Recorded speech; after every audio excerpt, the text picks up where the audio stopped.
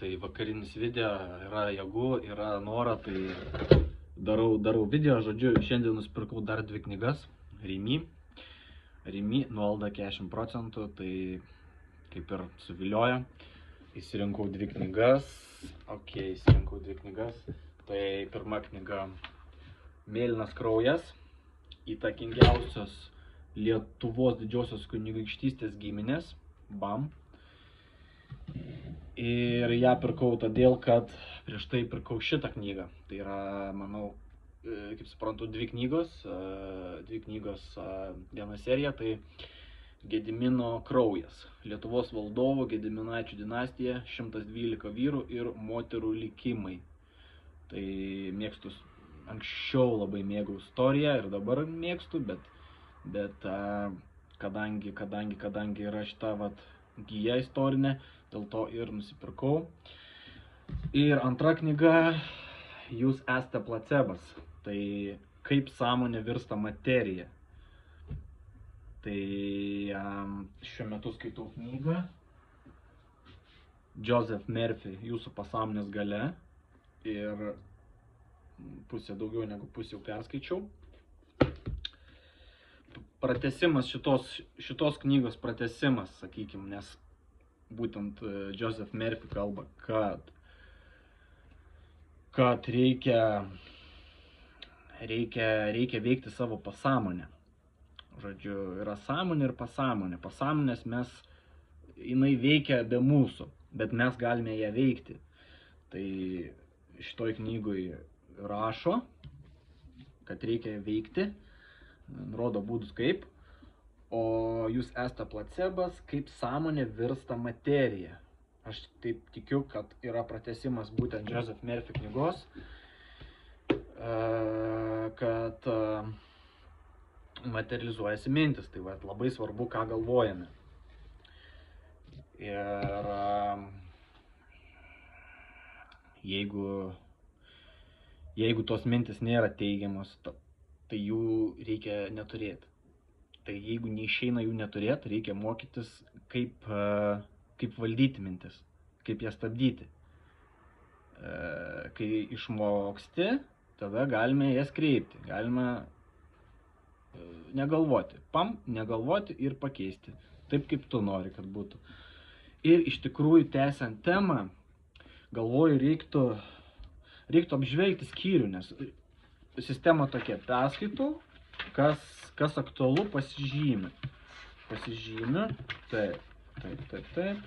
Pradžioje nieko nežymėta. Žiūrim. Čiunk. Taip. 23 taip. Čiunk į knygą.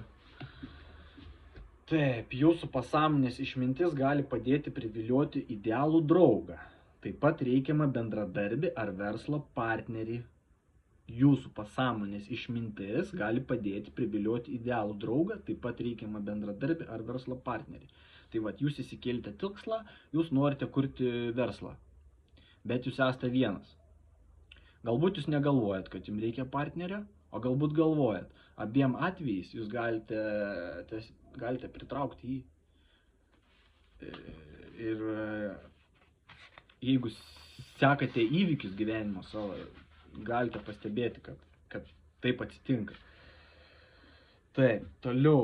Jeigu pasėsite erškėčius, argi skinsite vynuogės. Jeigu pasėsite usnis, argi jos užaugins jums figų.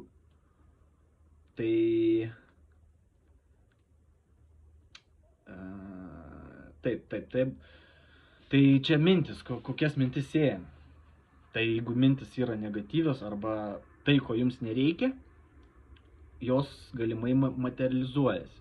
Tai jeigu pasėsite mintis to, ko jums nereikia ir materializuosis ir jūs stebėsitės, tai kodėl stebitės? Tai čia ta minčių kontrolė ir kad mintis materializuojasi, tai labai reikia atsargiai su savo mintim. Toliau. Ramiai, aš save kontroliuoju, tu turi paklusti man, turi klausyti mano komandų, nesikišk ten, kur tau nereikia.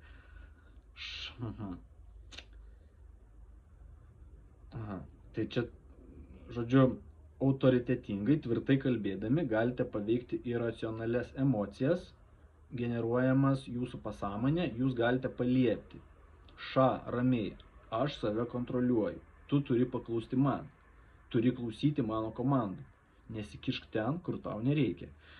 Tai, kaip suprantu, šitas pasakymas yra reikiamas tuomet, kai jūs nekontroliuojat savo minčių ir norite jas kontroliuoti. Tai va, jūs galite sakyti, ramiai, aš tave kontroliuoju, tu turi paklusti man, turi klausyti mano komandų, nesikišk ten, kur tau nereikia.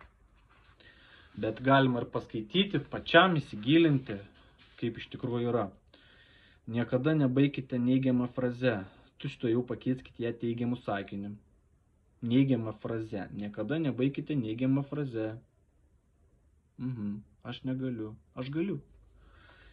Aš sąmoningai to noriu ir mano pasąmonė pasirūpins, kad jį gaučiau. Aš sąmoningai to noriu ir mano pasąmonė pasirūpins, kad jį gaučiau.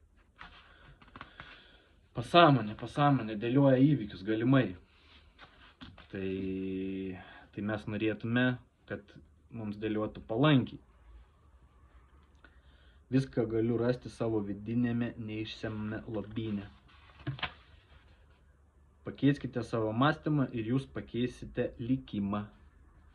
Tai prisimenant paskaitą su Gennady Polanski ir Brian Tracy, Gennady Polanski akcentavo, kad yra svarbu vidus.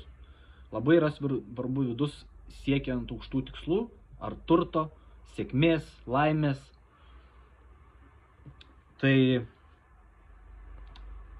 pirmą reikia susitvarkyti vidų, jisai akcentavo savo vidų.